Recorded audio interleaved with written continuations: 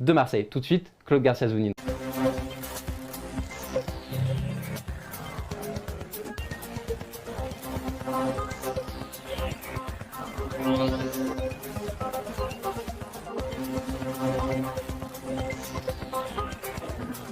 Claude, bonsoir. Est-ce que tu m'entends? Est-ce que tu me reçois? Oui, très bien. Bonsoir Nassim. Bonsoir à toutes et à tous. Bonsoir à toi. Merci d'avoir accepté notre invitation aujourd'hui pour être dans notre émission TYS Show. Je parlais de toi justement, je disais que tu étais conférencière et que tu avais fondé le centre Human Success où tu aidais justement des potentiels à se développer. Il y a une des raisons, alors on a beaucoup échangé ensemble avant ce plateau-là. Tu es surtout basé sur l'humanisme, sur l'humain, sur les capacités humaines de la personne dans le contexte bien sûr de l'entrepreneuriat. Donc j'ai envie de dire là, tu coches un peu toutes les cases de ce dont on discutait tout à l'heure sur le plateau, de reconversion professionnelle, de modèle français, de modèle anglo-saxon. Tu as pu travailler dans les deux et aussi le modèle asiatique, si je peux appeler ça comme ça. Toi aujourd'hui, donc cette émission elle s'adresse surtout aux jeunes qui nous regardent, qui ont envie de se développer. Donc on a aujourd'hui des témoignages inspirants, on a le tien Claude aujourd'hui, mais on a aussi Alix, on a aussi les jeunes artistes qui vont arriver tout à l'heure sur notre plateau. Mais aujourd'hui quelqu'un qui vient te voir par exemple pour une demande de coaching ou peu importe le type d'interaction, qui a par exemple, un exemple tout simple, quelqu'un de 25 ans qui a un projet, une idée, qui vient te voir et qui te dit voilà moi j'ai envie de créer ça, qu'est-ce que je fais? Quels sont les conseils que tu vas lui donner pour être sûr qu'il soit plus serein, mais surtout qu'il ait le plus de chances de bien se lancer? Alors, j'ai beaucoup apprécié le témoignage d'Alix tout à l'heure. On est bien en phase sur la notion de réseau. Commencer très tôt à développer son réseau, commencer à créer des pages sur les réseaux sociaux, à créer des contacts pour développer son réseau professionnel. Et puis, je dirais se former, s'enrichir, se former à tout ce qu'il est possible de se former au niveau de l'entrepreneuriat. Parce qu'entreprendre, c'est faire plein de choses en même temps. C'est être dirigeant, c'est être à la fois un bon marketeur, un communicant, quelqu'un qui va gérer, quelqu'un qui va être un businessman, un commercial avant tout hors pair, un comptable, etc., etc. Donc multi-casquette.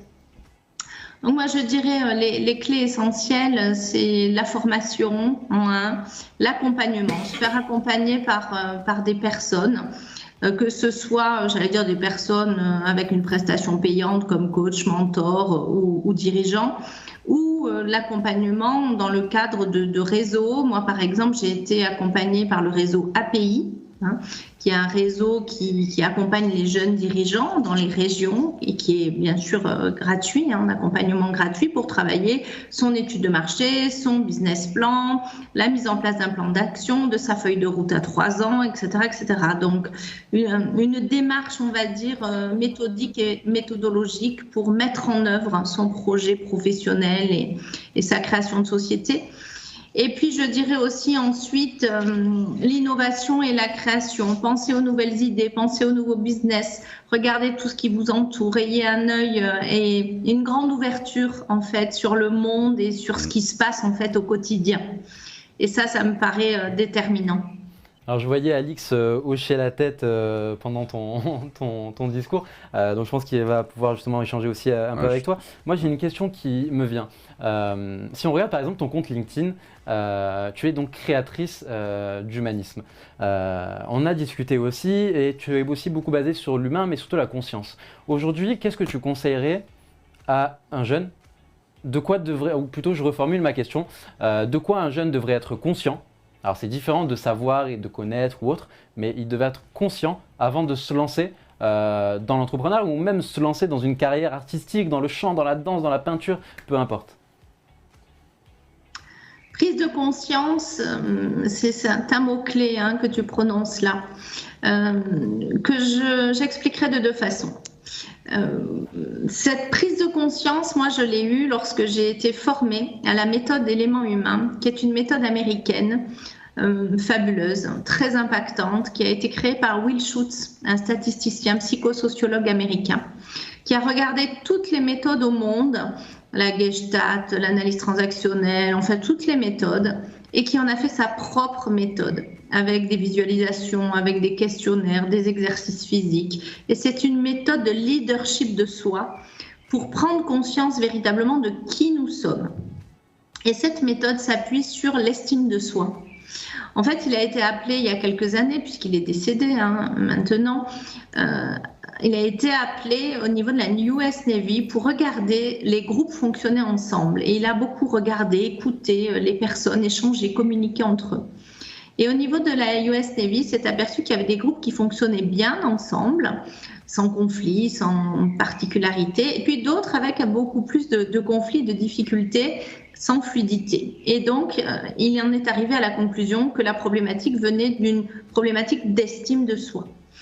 Et je vous explique ça parce que l'estime de soi, la confiance en soi, pour moi, c'est les deux jumeaux qui vont ensemble. On est bien d'accord. Plus la personne va se connaître et va arriver à travailler sur soi, plus la personne va pouvoir rebondir. Donc pour moi, ça c'est la première clé. Et puis la deuxième, elle est plus opérationnelle et plus terrain. Je dirais aller rencontrer des dirigeants, parler avec eux, échanger avec eux sur les points positifs de leur parcours, leur axe de progrès. Et je dirais que pour entreprendre et pour prendre conscience véritablement de l'entrepreneuriat, parce que finalement, moi, j'ai pris conscience assez tardivement finalement sur le terrain. C'est véritablement qu'il faut être un grand travailleur, jamais lâcher prise sur quoi que ce soit. Et lorsqu'il y a des erreurs, parce qu'obligatoirement nous sommes humains et il y a des erreurs, savoir rebondir et utiliser des opportunités de ces erreurs, rebondir suite à ces échecs. Et ça, c'est la clé. Donc, une certaine force mentale. Voilà, énergique, travailleur, force mentale et ne jamais lâcher. Alors justement, résilience, moi j'aurais retenu. Et résilience aussi. Résilience. C'est un terme qui revient souvent. Je le dis souvent aussi. Il faut être très résilient pour être entrepreneur. Ah bah ça, on est bien Très d'accord. résilient. Alors tu parlais justement d'échanger avec des dirigeants, des entrepreneurs sur les points positifs de leur carrière, ce qu'ils ont fait de bien, on va dire. Et tu parlais justement de rebond. Du coup, j'aimerais moi rebondir. Du coup, c'était pas fait exprès, promis. Mais du coup, j'aimerais rebondir là-dessus. On dit à chaque fois, et ça c'est, alors j'ai envie de le dire maintenant, c'est une des raisons pour lesquelles les TYS, c'est même, j'ai envie de dire, pourquoi le TYS, c'est qu'aujourd'hui, il y a en France, et même j'ai envie de dire un peu partout, mais surtout en France, la tendance de vendre le business pour tous, partout, tout le temps. Aujourd'hui, vous voyez beaucoup de coachs, de pseudo-coachs de coachs qui vont justement vous dire oui, il faut entreprendre, t'es jeune, entreprends, c'est le moment, lâche pas, tu vas y arriver, c'est la voie royale, l'entrepreneuriat. Moi, il y a une chose que j'aime bien faire, c'est recadrer les choses. Pourquoi ? Parce que quand on va vendre à quelqu'un, par exemple, qui est jeune, 15, 18 ans, dans la force de l'âge, qui a une idée, qui se dit « Ah, je vais faire ce business-là » et qui l'entend de partout, « Entreprends, c'est bien, c'est facile, crée ton business, tu vas réussir à faire ci, ça, fais du réseau. » Au final, j'ai envie de dire, on va risquer de tuer des rêves. Pourquoi ? Parce qu'on ne vend pas le business de la vraie vie. On ne vend pas le vrai business, on ne vend pas ce que c'est réellement les heures, les nuits à ne pas dormir, les heures à travailler. Parce que quand on est patron ou quand on lance un projet, peu importe le statut juridique de la société, peu importe le domaine d'activité, on ne compte pas ses heures, on ne travaille pas 35 heures. L'entrepreneuriat, c'est pas la liberté forcément. C'est ça. Alors c'est une liberté certes. C'est une liberté certes, mais c'est pas une liberté. J'ai envie de dire c'est une liberté conditionnelle. Ça aussi c'était pas fait exprès. Décidément on est à fond ce soir. Mais c'est une liberté conditionnelle dans la mesure où on est libre certes, on travaille quand on veut, sur le papier. On veut se lever à 10h, travailler à partir de 11h et arrêter sa journée à 13h. Ah, on peut totalement le faire. Il n'y aura personne derrière nous qui vont vous dire « Si, il faut que tu travailles, il faut que tu travailles ». Claude, je te laisse rebondir sur ces différentes thématiques. Oui, très bien, merci beaucoup. Oui, 3 choses que j'ai envie d'ajouter suite à vos 2 discussions. La première, c'est que, message pour les jeunes, l'entrepreneuriat, c'est pas fait pour tout le monde. Tout le monde ne peut pas être entrepreneur. Il faut quand même avoir véritablement la personnalité, le caractère de travailler de manière acharnée. C'est pas facile. La résilience dont on a parlé, l'aspect dynamisme aussi, etc., etc. Donc c'est pas fait pour tout le monde et ce n'est pas facile. Ça, c'est le premier point. Le deuxième point, vous parliez tout à l'heure de se remettre en question avec des outils que vous pouvez avoir, des outils très simples, des autodiagnostics, des feedbacks à soi-même. Moi, j'aime bien parler de feedback à soi-même, point positif, axe de progrès. Qu'est-ce que j'ai bien fait ici et maintenant et mes axes de progrès? Qu'est-ce que je peux faire encore mieux?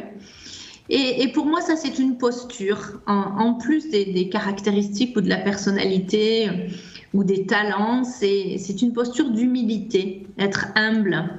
Être humble, pour moi, c'est vraiment pas avoir la grosse tête, c'est savoir se remettre en question, c'est savoir aussi gérer les conflits s'il y en a, avoir une communication positive avec les autres, mais savoir aussi faire le point sur soi. Pour avancer. Et ça, c'est quelque chose qui n'est pas simple, l'humilité de l'entrepreneur, du jeune entrepreneur, penser qu'on ne sait pas tout, qu'on démarre et qu'il est important de se faire conseiller avec des personnes qui ont réussi et d'avoir aussi différents avis sur les sujets, sur les points. C'est aussi intéressant parce qu'on ne va pas tous aborder les choses de la même façon. Et puis enfin, le troisième point, c'est l'équilibre vie personnelle, vie professionnelle. Eh bien, si vous êtes entrepreneur, sachez que l'équilibre vie personnelle, vie professionnelle, il n'est pas évident du tout. Donc, savoir que par moment, il faudra travailler le week-end ou travailler en soirée. Et ça fait partie aussi des choses à savoir si vous voulez entreprendre.